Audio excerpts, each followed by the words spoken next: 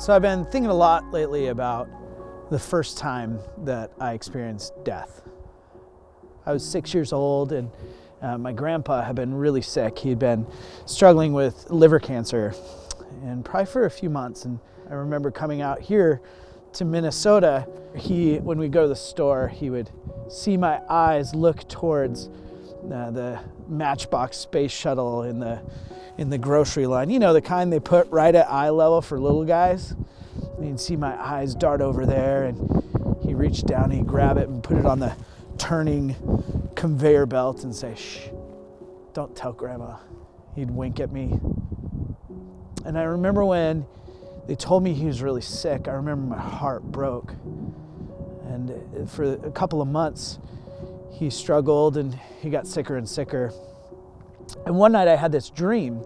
That my bedroom door opened, and this figure, all in light that I couldn't see it open the door.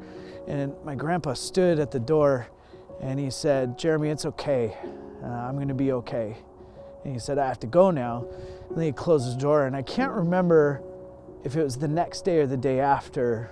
My mom told me that my grandpa had died. And my first time ever in a cemetery was when we buried my grandpa.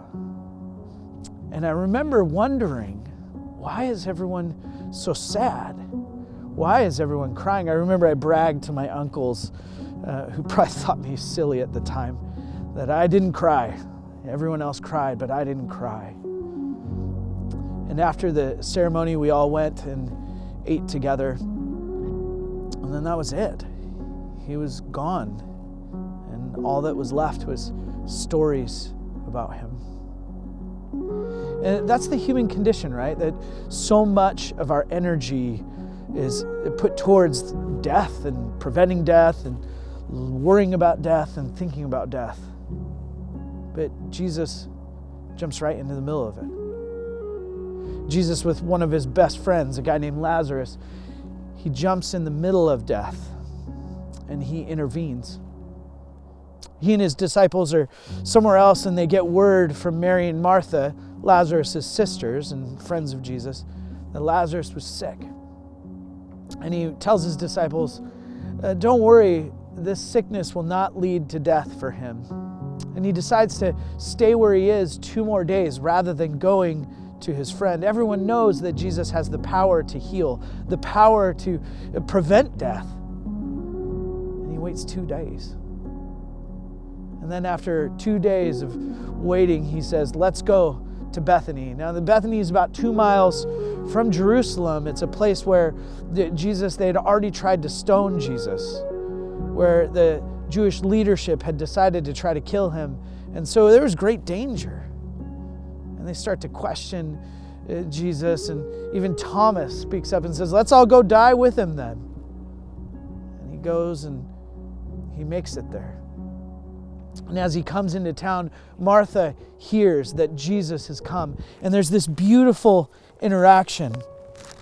In John chapter 11, it says this: "When Martha had heard that Jesus was coming, she went out to meet him, but Mary stayed at home." "Lord," Martha said to Jesus, "if you had been here, my brother would not have died. But I know that even now, God will give you whatever you ask." And Jesus said to her, "Your brother will rise again." And Martha answered, "I know he will rise again in the resurrection at the last day." And Jesus said to her, "I am the resurrection and the life. He who believes in me will live, even though he dies. And whoever lives and believes in me will never die. Do you believe this?" "Yes, Lord," she told him, "I believe that you are the Christ, the Son of God, who was to come into the world." And this beautiful statement, I am the resurrection and life. That anyone who believes in me, even though he dies, he'll live again. And I think about this cemetery and how many people lay under the ground here. How many in cemeteries all over the world. And Jesus makes this bold statement that anyone who trusts in him, anyone who puts their weight on him, and believes that he can carry them and hold them. That death no longer is the final answer, that they really are going to be okay.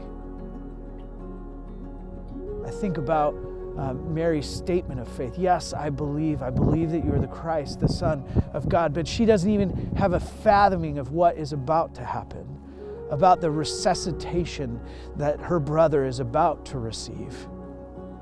She trusts that, yes, in some way it'll all work out in the end. And I think a lot of us, that's kind of our hope, the thing we grab to, that someday it will work out in the end, that God will raise us on the last day.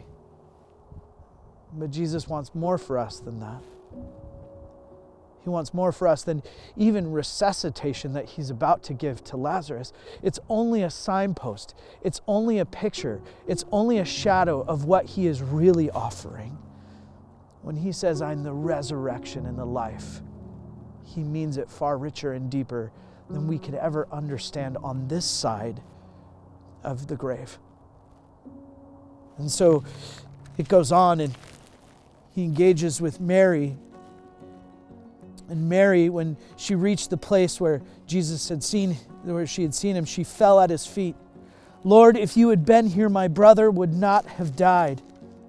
When Jesus saw her weeping, and the Jews who had come along with her were also weeping, he was deeply moved. He was troubled in spirit. Where have you laid him? He asked. Come and see, Lord, they replied. And Jesus wept. I think about how I was so proud that I didn't weep. And yet Jesus, who knows the end of the story, pauses to engage with empathy, to engage in the pain that is death, the reality that is death that every human wrestles with. And Jesus' response is to weep, to feel compassion, to engage with us fully in the pain of death and the hurt of death. And then Jesus says, he says, Father, thank you that you have heard me. I knew that you always hear me, but I said all this for the benefit of the people standing there, that they may believe that you sent me. And then he calls, Lazarus, come out. I mean, can you imagine the moment that after 4 days of being in the grave, after the people saying, don't open it, the smell is awful, that Jesus just says, open the tomb, and calls Lazarus out. There is this Jewish superstition at the time that the soul of a person who died would hang around the grave for 3 days hoping to get back in. You see, Jesus waited so that the fourth day, the day where there was no hope left, the day where it would be impossible to resuscitate Lazarus, he chooses that day to look death square in the face, to look at the mess and the smell and say, Lazarus, come out. And the beautiful part of this story is that when Lazarus comes out, it says, the dead man came out, his hands and feet were wrapped with strips of linen and the cloth around his face. And Jesus said to them, take off the grave clothes and let him go. This word there for let him go is literally free him, set him free. And Jesus would also be wrapped in grave clothes just a short time after this. Jesus would also be in a cave with a stone rolled in front. But this time, no one had to free him from the grave clothes. This time, on the third day, when Jesus comes back, no one needs to roll the stone away for him because he comes back resurrected and not resuscitated. Lazarus would have to face death again. His family would have to mourn him again. And every single one of them would have to experience death again. But Jesus, when he comes back on the third day, he's resurrected. And Romans tells us that if we die in a death like his, if we are joined with him, that we will be resurrected into life like his. And Jesus says things like, I come to bring life, and life to the fullest, to the abundance. The thief comes to steal and destroy and kill, but I come to bring life. You see this one signpost of Jesus as Lazarus comes out of the grave and Jesus calls him forth. Jesus goes into the grave, but not just to come out again resuscitated, but to break down the gate of death, to break a hole through death so that no one would ever have to be kept there again. And so I think about my dream with my grandpa and my journey through the grave site. I think about the place that my father and my mother are buried today and how it cannot keep them. It will not keep them. Because Jesus, resuscitation is less than resurrection. And his heart for all of us is resurrection.